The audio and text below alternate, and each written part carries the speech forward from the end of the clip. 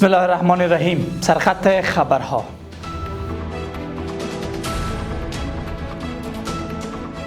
تلاش‌ها برای خودکفایی اقتصادی کشور و تسهیلات جدید برای صنعتکاران توسط وزارت صنعت و شرکت برشنا. تاکید اداره مبارزه با حوادث بر استفاده از تکنولوژی‌های نوین برای مدیریت بهتر حوادث.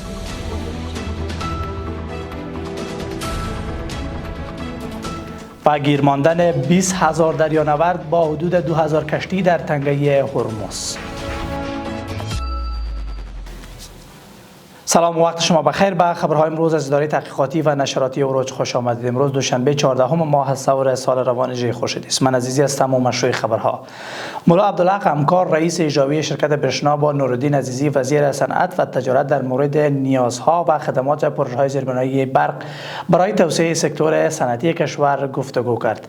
در این دیدار آقای همکار با اشاره به سفر اخیرش به کشورهای آسیای میانه نسبت به همکاری این کشورها در زمینه برق و انرژی با افغانستان ابراز امیدواری کرد. در همین حال وزیر صنعت و تجارت از اطمینان شرکت برشنا در مورد تامین برق مورد نیاز بخش‌های صنعتی ابراز خرسندی کرد و تعهد کرد که برای خودکفایی اقتصادی کشور تسهیلات جدید را برای صنعتکاران فراهم خواهد کرد.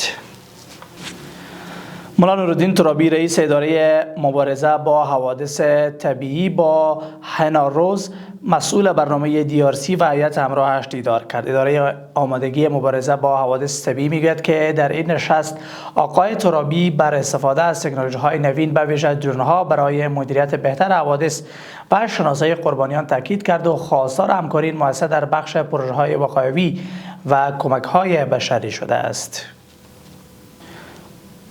وزارت امر بالمعروف نهی عن المنکر و سم شکایت میگوید که 18 مورد منازعه و دشمنی در 8 ولایت کشور به گونه مسالمت‌آمیز حل شده است. به گفته این وزارت این منازعات که ناشی از اختلافات خانوادگی، نزاع‌های قومی و مسائل میراث بوده با میانجیگری محتسبین به صلح و تفاهم انجامیده است.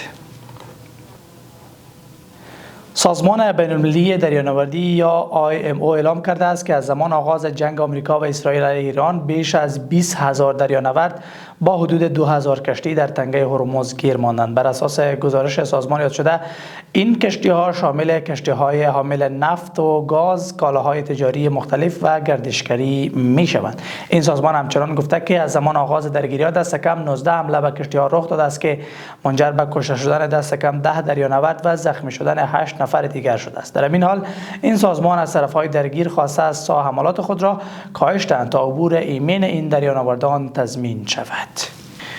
ممنون از توجهتان. سر به صفحات اجتماعی ما در تلگرام، واتساپ و ایکس بزنید. از مهمترین های افغانستان، منطقه و جهان نیز آگاه شوید.